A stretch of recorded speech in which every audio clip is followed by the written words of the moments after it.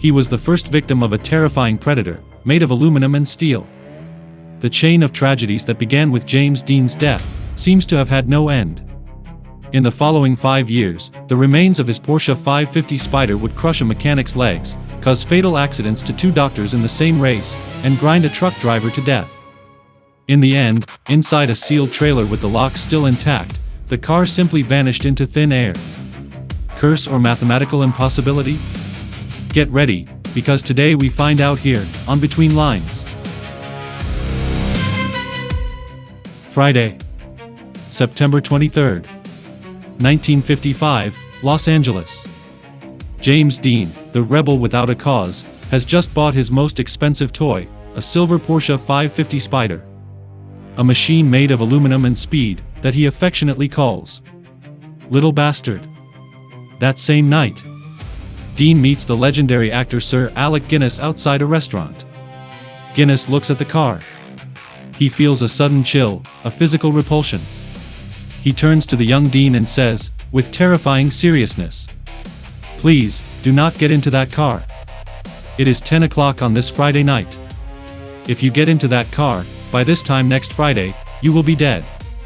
Dean just laughs. He is young, he is a star, he is invincible. But the countdown had begun. Exactly 7 days later.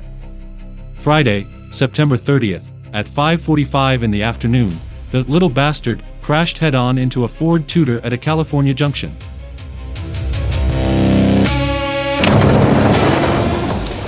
The car was reduced to a heap of twisted iron. James Dean died instantly, with a broken neck. But for the world, that was only the news.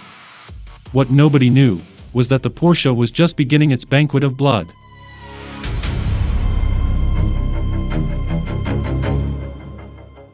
After the tragedy, the remains of the Porsche were bought by George Barris, the famous Hollywood car designer. The plan was simple: dismantle it and sell the parts. But the metal of the little bastard seemed to have a will of its own. The first sign happened the day the car arrived at the shop. As the mechanics tried to lower the wrecked chassis from the truck, the steel cables snapped, as if they were made of silk. The Porsche slid, and fell directly onto a mechanic's legs, crushing both his femurs. The car had no engine, it had no wheels, and yet, it was still hurting people. Barris, a man used to strange cars, felt that something was not right. He decided the car should be dismembered. He sold the engine and transmission to 2 doctors who were racing enthusiasts, Drs. McHenry and Troy William. On October 24, 1956, both doctors competed in the same race in Pomona, California. Both carried the DNA of the little bastard under the hood. In the same lap, Dr. McHenry lost control and crashed into a tree. He died instantly. At the same time, Dr. Williams suffered a total brake failure, and his car rolled several times. 2 doctors, 2 parts of the same cursed car, 2 simultaneous tragedies. The Porsche was reclaiming its parts. The horror did not stop at the racetracks. 2 of the tires that had survived James Dean's original accident were sold to a young enthusiast. A week later, while driving on a clear road, both tires blew out at the exact same time. The driver survived, but he was scarred for life. By 1957, the California Highway Patrol thought the car could serve as a warning for young drivers.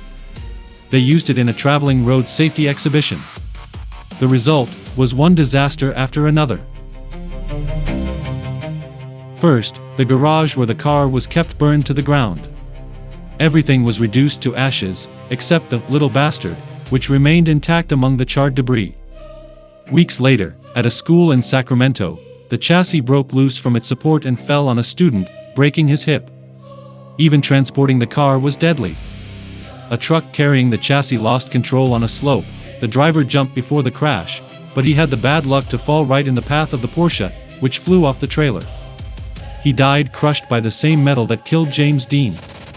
The little bastard was not just a race car, it was a weapon of mass destruction, searching for its next victim. We reach 1960. George Barris, fed up with the accidents and the bad reputation, decided the Porsche should return to Los Angeles to be hidden forever. The chassis was loaded onto a truck in Florida. The workers sealed the doors with security locks and metal tags. The trip was direct, no stops. When the truck arrived at its destination in California, the seals were intact. The locks had not been forced. But when they opened the back doors, the inside of the truck was empty. The little bastard had vanished into thin air. How can a steel chassis weighing nearly a ton simply vanish from a sealed, moving truck? The police were left without a single lead. Huge bounties were posted, and every scrapyard and private garage across the United States was stripped bare in the search. By 2005, marking the 50th anniversary of Dean's death, the reward for the little bastard was raised to a staggering $1 million. Yet, despite the fortune at stake, not a single soul came forward. The trail remains frozen in time. Some say the car was stolen by an obsessive collector. Others believe that the metal, charged with so much tragedy, simply faded from this reality. But there is a darker theory, that the car is hidden in a basement in Washington state, waiting for someone to find it, to start its engine once again. For 40 to 510, closing, Between Lines. Was the little bastard a possessed object, or simply a statistical chain of bad luck? James Dean used to say that immediate gratification is all that matters. Perhaps the Porsche took that phrase too seriously. Today, only legends and missing pieces remain. But the question hangs in the air: would you be able to sit in that seat if the car appeared tomorrow in front of your house?